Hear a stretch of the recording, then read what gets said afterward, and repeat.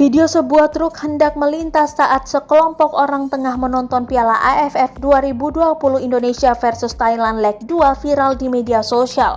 Salah satunya diunggah akun Instagram @romansa_supir_truk pada Sabtu 1 Januari 2022.